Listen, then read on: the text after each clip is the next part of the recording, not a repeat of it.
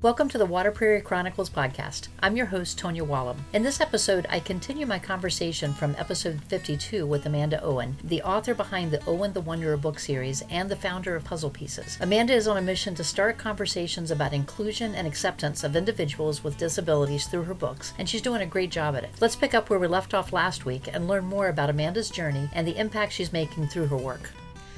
Well, switching gears here, you have three books out in the Owen the Wonderer books. How many are out now? We have two books, so it's a series of two. Now we have future books that will come. We want that to be a series. Well, it is a series because it's two already. I say it's two. So. It's two. We can officially call it a series at two. Yes. So tell us a little about who Owen is and why he's the one. And those are listening. You can't see this written, but it's Wonderer, W-O-N-D, not W-A-N-D. So he's not out wandering around. Maybe he is, but so tell us about Owen and how he came into being.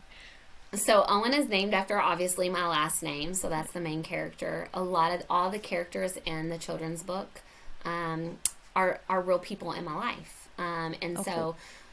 Growing up and being the advocate and the sister I was, what I always say, I say this all the time as an advocate, I say, when we know better, we do better. It's not that people intentionally are trying not to include or accept or understand. They're just too darn scared to ask the questions of the fear of doing it wrong, or they don't know what they don't know. And so, I was always the kid in the class, that people would ask. I was never offended if they asked because I wanted them to ask so I could tell them, I'll tell them how to think. So I guess I still do that today. But I wanted people to for me to make people feel comfortable enough to, as long as you're asking in a respectful way, I'll tell you anything you want to know. And so that's kind of what kind of came out of the wonder, like Owen wonders, why does this, why does she have Down syndrome? Why does she throw a fit in class? Why is she nonverbal? Why does she use an augmentative device? When I was a special education teacher, it was my first nonprofit I ever started. It's actually in the second book. So the first book is about an individual with Down syndrome that's new to the class. Okay. The second book is centered around, her name is Carly. She happens to have cerebral palsy. She's real in my life.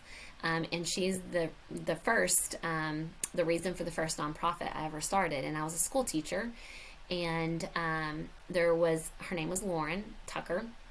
She's in the book as well. And Lauren was in 8th grade. I started the first, here in my hometown, I started the first peer tutoring class. I was a middle school teacher, so I started the first peer tutoring official class that people could use, like 7th and 8th grade students could use as an elective. Instead of going to PE, they could go to peer tutoring. And so they were being buddies in my classroom. And one of her names was Lauren Tucker. She was in my first peer tutoring class. And she was with Carly, and we were watching, I did a lot of crazy things as a teacher. So we were watching Oprah Winfrey, and we were watching Team Hoyt. I don't know if you're familiar with Team Hoyt, but it was a father and son duo, and they competed in, they're since retired, but they've competed in, he had cerebral palsy. And his dad pushed him in like 5Ks and triathlons and Ironmans and all of these things. Well, Lauren Tucker was an 8th grade student in my class, and so she's watching with Carly, and she turned to me and she said, "I want to do this with Carly." And Carly was like pointing to the she's nonverbal, and she was pointing to the screen and pointing to herself. I'm like, okay, let's do it. But what happened is Lauren, she asked me one day, she stood after class and she said, "Why does Carly drool?" And so I told her why she drools, like why she wears the handkerchief, and the next day what I saw was, I'm going to try not to cry, but I tell the story all the time. The next day I saw an 8th grade girl who saw Carly start to drool and took her own bare hand and wiped the drool from Carly's mouth. And in that moment, I realized that our youth, when they know better, when they know, they'll do better, right? So once she understood about why she did, like why she drooled her, and that she can't help that, then she was able to do what she needed to do to support her friend. And so that is magical to me. Actually, Lauren is still in Carly's life. It's actually in the book. But so the children's series, in a long story, I think those monumental things that have happened in my life of just being the educator, being this, like, I don't think intentionally kids want, now there are some bullies, I mean, let's just be honest, but like intentionally trying to isolate or exclude, they just don't know how. And I wanted to provide a book to start the conversation of how to include, how to embrace, how to educate in a way that a kid can understand it. And here's the other cool part that all the books do is there's questions for the parents and teachers in the back of the book. Nice. That allows a parent, because I see so many times parents be like, oh, don't stare. Oh, no. Like, don't ask me that. I don't know. Like, we shut down because we don't know. We're awkward as, because we were never told, or maybe we've never been around somebody with a disability. And so parents don't know the tools. And so then that kid is learning, oh, well, they're different than me. Oh, like, I shouldn't be talking about them, or, oh, I shouldn't be staring. Right. So then they naturally, subconsciously have this fear around it because their parents telling them not to stare, or we don't talk about it. I don't know the answer to that. So the book allows that conversation to happen naturally and gives you the tools to be able to say, what would you do, or how would you do? And so, like, hopefully that we're learning from our kids, because they're resilient. They're amazing. Kids are amazing. Yeah. So yeah, it was some of the proceeds, 25% of the proceeds of every book sold goes back to my nonprofit. So yeah, nice. I get to create awareness and advocacy, and we're going to continue with the series. The next one will be about autism. The next one will be about something else. So nice. We've got 2 books out now, and we're rolling with that and trying to manage. But it also gives, like, Mackenzie, who happens to have Down syndrome in the first book, it gave her the ability to go to the schools with me and sign the books and get all the attention, and same for Carly. So yeah, it's just been a really cool, that's where the book came from. That's why we do what we do. Do you use their names in the books, or are they a different name in the character? Oh, good. No, good. So it is them.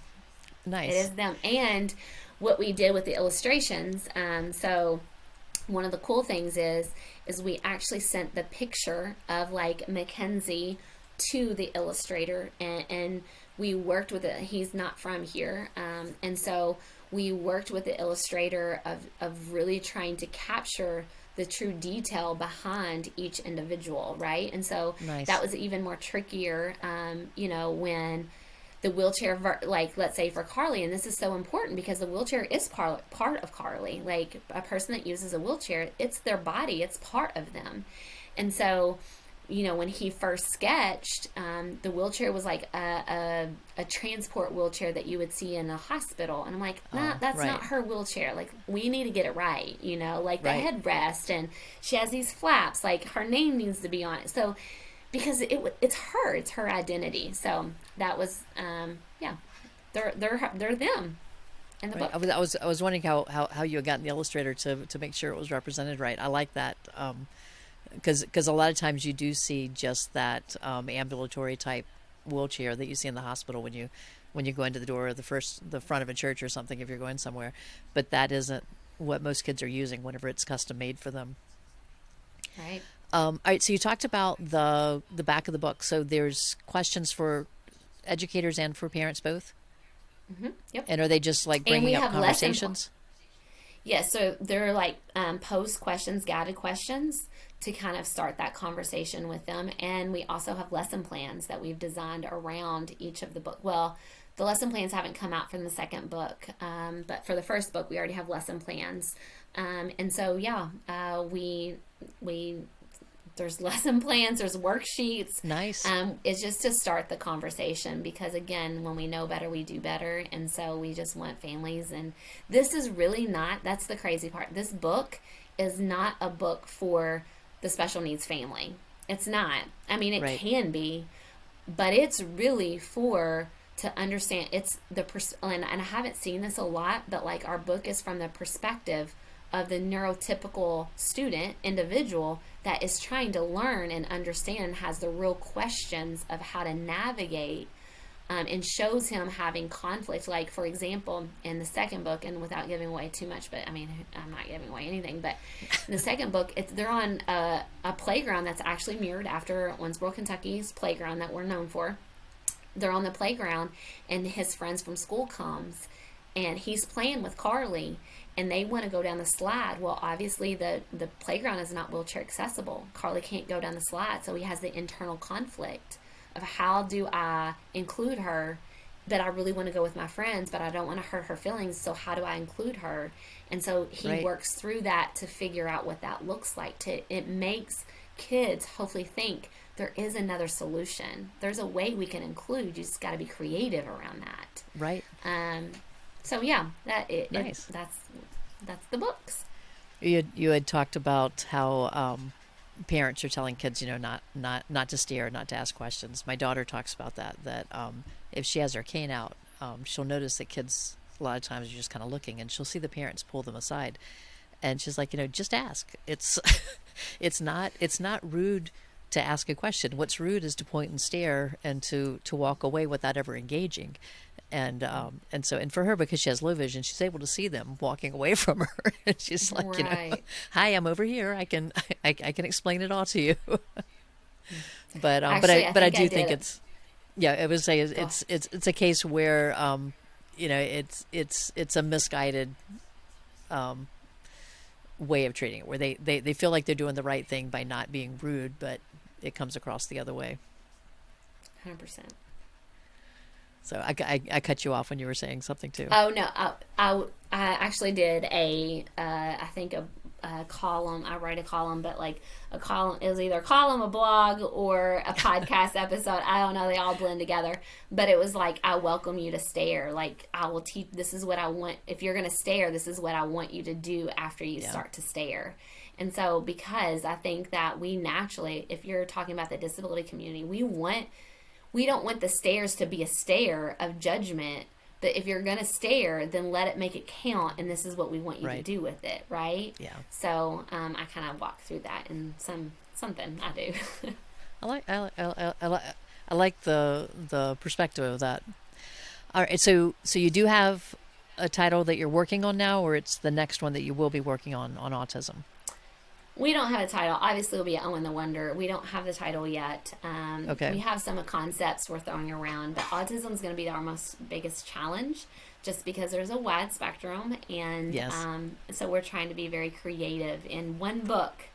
How do we capture that? So, we're up for the challenge, but we're kind of riding the wave right now and celebrating, because we just came out with our second book, and we're working on another project right now, and I don't know when this will air, but we're announcing it March the 1st of what that project will be, but it'll be a lot for special needs mamas. So, good. Since recording this podcast episode, Amanda has launched another project. She created a gratitude journal for moms raising children with disabilities. With the help of 30 mamas from across the country, Amanda made something that she wished her mom had 41 years ago when she discovered her brother had a rare disability. This journal is meant to not only help moms find joy in the hard, but also build a village of other moms walking similar paths. You don't have to be alone. This journal will help you connect and find gratitude in your journey raising your child. And where can our listeners purchase your books? So they can go to piecesofme.org, which is my website, where they can access a lot of the things that I do there. So it could be there. And if they follow me on Instagram, which is Pieces of Me by Amanda, in the link, there's a direct link that you can buy on there as well. Okay, great. All right, so that's Pieces of Me by Amanda. Tell me about Puzzle Pieces. Oh, Puzzle Pieces. So my elevator pitch for Puzzle Pieces, we are what started out 10 years ago to being, I just wanted a transitional place for adults and for kids after school, of what my brother didn't have after he graduated high school. He really exhibited a lot of behaviors, and he was missing what school brought to him, the social, like it was the only, school was the only thing that was outside of my family. My family didn't know what happened at school, kind of, right? It was his thing. And so, and then I went off to college, and then it was just bad for my brother. And so, I realized, as being a middle school teacher, I start having these conversations with these parents of, what does life look like after high school? And there wasn't a lot of options. Jobs were limited at that time. There wasn't no options. It was jobs, post-secondary education. Now that's getting a lot better with certificate programs within colleges. Like, we're in a different state even now than we were 10 years ago. So I just wanted a place, like a social place that people like my brother that had a variety of different disabilities when they graduated, they had a place to like meet up and be kind of a community center and go out to lunch or go bowling or do the things that they wanted to do, but also work towards skills. So because if they don't work for them, they'll lose it and it's not generalized. So I just kind of wanted that. Well, that was 10 years ago. We started off with that 32 clients. It was just going to be a social place. That was the goal. I had 7 staff, and now 10 years later, we serve, I think we're up to 430 individuals that we support with disabilities. We have employment. We've placed 69 individuals with disabilities into the workforce. Nice. We have a huge division within that. We do long-term living care. We have several houses. We have an Owen Autism Center. It is named after me, unfortunately. But we support, our youngest is 18 months of age. Our oldest is 21 in our Owen Autism Center. So we do a lot of ABA therapy. We do a lot of summer school, after school for those just with autism. We partner with the schools. We work with the teachers and the therapists to really just be the centerpiece. No pun intended with puzzle pieces, but like the centerpiece that kind of really allows us to connect, right? Like, a school doesn't just have to be school. Therapy doesn't have to be therapy, but like, how do we group it together to be one big picture? To let it build on one another. So, and then we have day training programs. I'm sure we have something else that I'm not thinking of, but we now operate, it's $4.6 million. Our vision to expand in this upcoming year will probably double that. I have over 100 staff. So all of this, just because I had a dream of supporting and providing opportunities for those with disabilities, has led into really being a trailblazer here in my community, of really looking at the unique services. It doesn't have to be, we should have a buffet, right? Like, it shouldn't, we're not a fit for everybody. I'm not saying everybody with a disability in Owensboro comes to us. Like, we try to work ourselves out of a job. But it should be a person with a disability, just like there's 20 different gyms out there probably in one hometown, right? Like, there's in a way, like in a 20-mile radius, there's probably 20 gyms, because every gym has something to offer that maybe builds their community or that they like about that environment versus another. We have the opportunity to have a lot of different buffet of opportunities to select. People with disabilities do not. So that's what we try to do, is provide an opportunity of array of things. It's not cookie cutter, and we're not providing a service that they have to come to us and fit into that service. Our service and our supports really fit into their lifestyle. If our listeners have any questions after listening to this, what's the best way for them to get in touch with you? You can, again, track me on to our website, which is piecesofme.org. That's like my personal platform, which would be directly towards me, and all of the other things that I do. Now, there is, if you're interested in learning more about puzzle pieces, we do have a website as well. It's puzzle-pieces.org. Maybe one day I do plan to franchise that, and maybe it'll be in a town near you. Oh, cool. So we do have a Facebook page and an Instagram page for Puzzle Pieces, Puzzle Pieces Kentucky, KY. And then the best platform for me that I typically stay on and build a community around, it's Instagram, and that is Pieces of Me by Amanda. And I'm always there. So excellent. And she has some really interesting stuff that she's posting on Instagram. So Amanda, thank you for taking some time to go through all these variety of questions here with us today. I've really enjoyed getting to know you a little bit and hearing a lot about what you're doing here. So thank you for sharing your expertise with us. Thank you for having me. This is awesome. I appreciate your time. This podcast is made possible by support from our listeners. If you want to help offset the cost of producing the Water Prairie Chronicles, become a supporter at buymeacoffee.com/waterprairie. You've been listening to the Water Prairie Chronicles, a podcast created to encourage and support parents of special needs children. If you found value in this episode, hit the like button and subscribe so you don't miss future episodes of the podcast. I'm glad you were able to join us today, and I hope to see you back next week for another episode of the Water Prairie Chronicles.